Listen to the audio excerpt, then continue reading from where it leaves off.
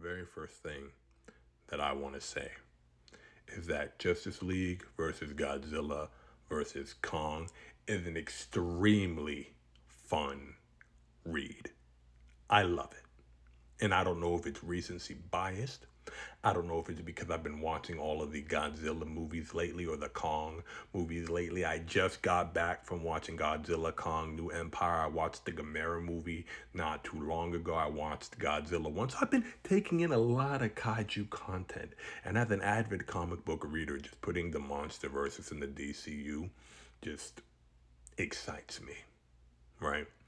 I am the TheBlazeDeity. I host a channel where the hottest gaming and comic content is like religion. And as you can tell by the intro and what we're talking about, we are going to be reviewing Justice League versus Godzilla versus Kong. But we won't be calling it that. We'll be calling it one of two names. We're either going to call it Attack of the Monsterverse or we're going to call it Attack on Kaiju. And I think that name is better. Whichever title you like, Attack of the Monsterverse or Attack on Kaiju, hashtag that in the comments. Let me know what you like. But it's an extremely fun read so far. And I was thinking, did I want to make a video for each issue that drops? Or do I want to make a video encompassing the entire story? We're probably going to end up doing both. I'm going to do a video for each individual issue. And then if you guys would like, I can do a 30-minute video summary of the entire story. But issue 1 picks up with Clark Kent and Lois Lane at dinner because Superman plans on asking Lois Lane to marry him when they are set upon by the king of monsters himself, God freaking Zilla.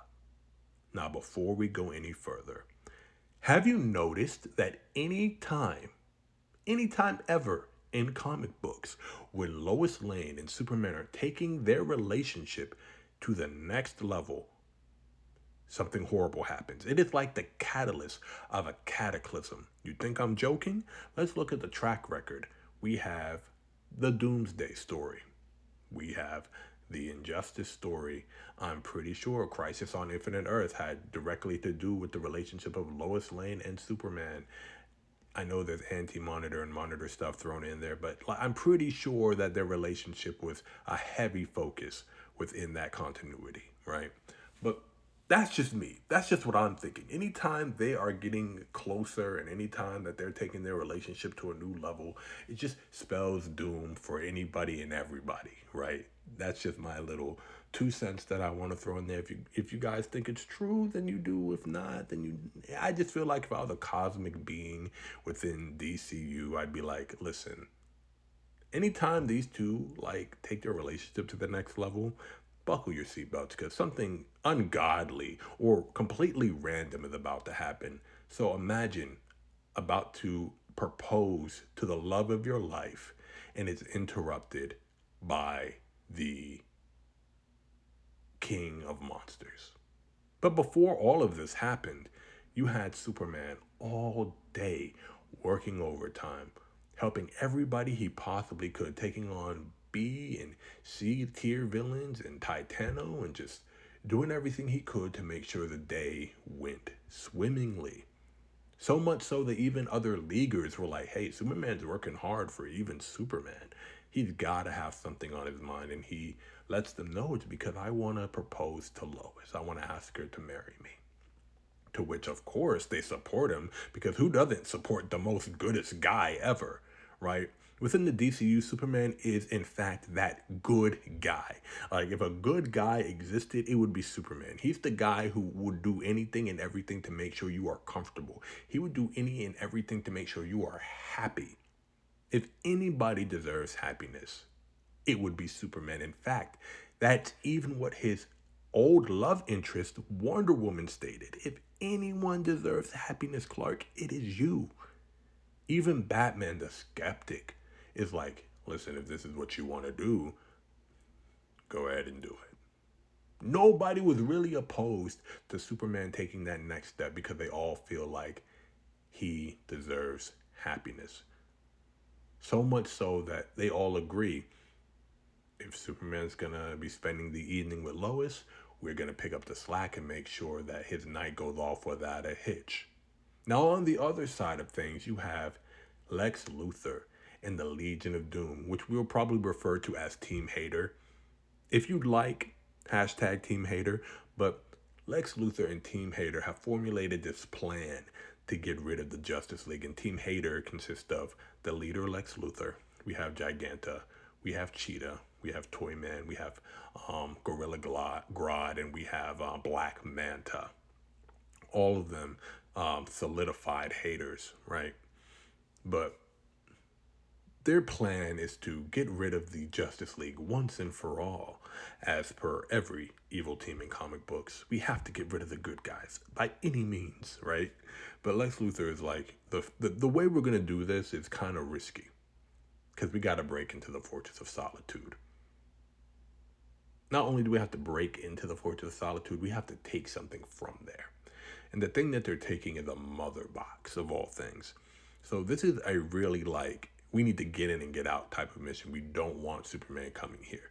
Not only will it be Superman coming back here, it would be Superman coming back to us trying to rob him, and he has home field advantage, right?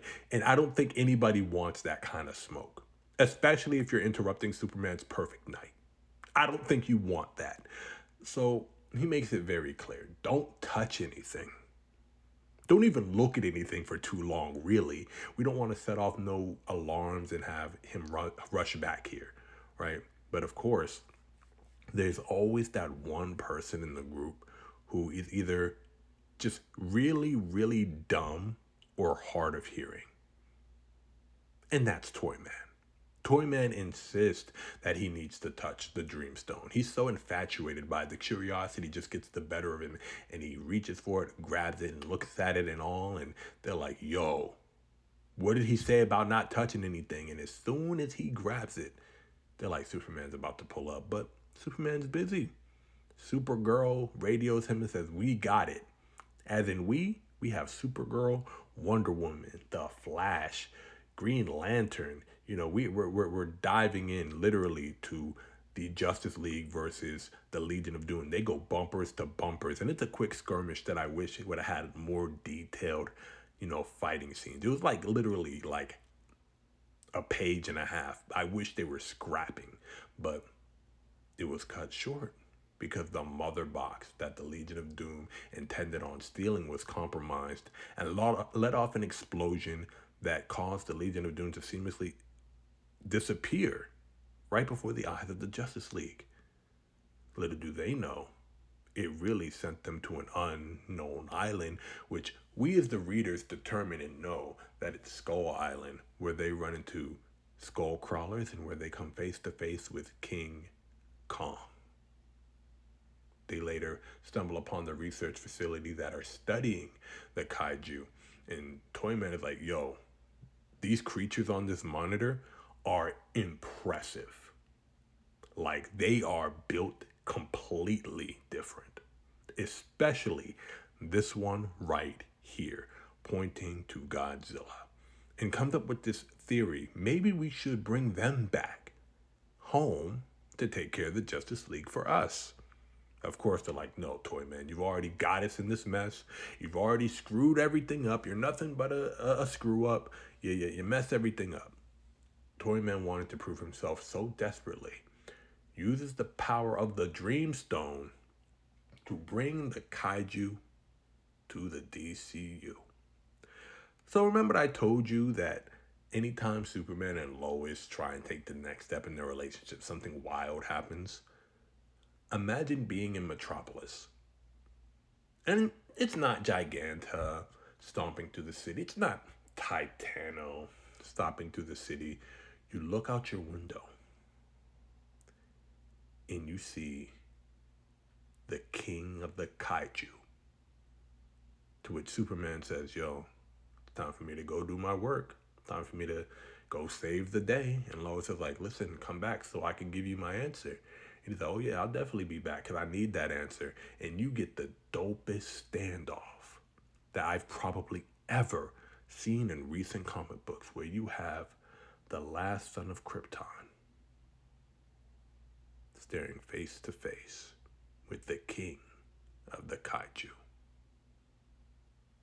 For the art alone, I had to give it an 8. For the concept, I pushed it up a little bit, so 8.5, almost a 9. I'm going to give the issue because I so desperately want to see this fight.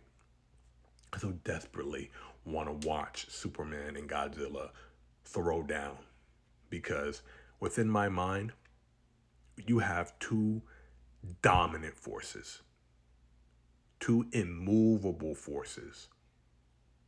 One with the instinct to be dominant, the other to protect at all cost. If I were a betting man,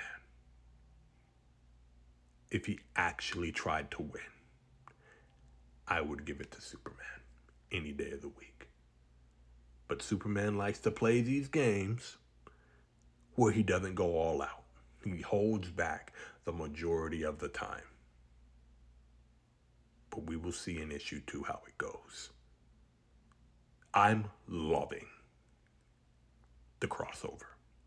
And I hope you are enjoying the crossover. And if you guys are ready for issue 2's review, it will literally be coming out shortly after our issue 1 review because I am reading them in succession. So I hope you guys are ready. I'm going to give it a 8.5. That is where I'm going to stand on it. Let me know what you guys think. So far, I love the concept of the MonsterVerse crossing over with the DCU, that Superman will be fighting Godzilla. I love it. I want to see where it goes from here. I'm hyper invested, but I will make sure to get you guys with the next few episodes or the next few videos that we make surrounding this series. Let me know who you think will win. Let me know what else you would love to see in this series. And if there's a comic book or if there's a movie or if there's a video game that you want to see me play or review, let me know.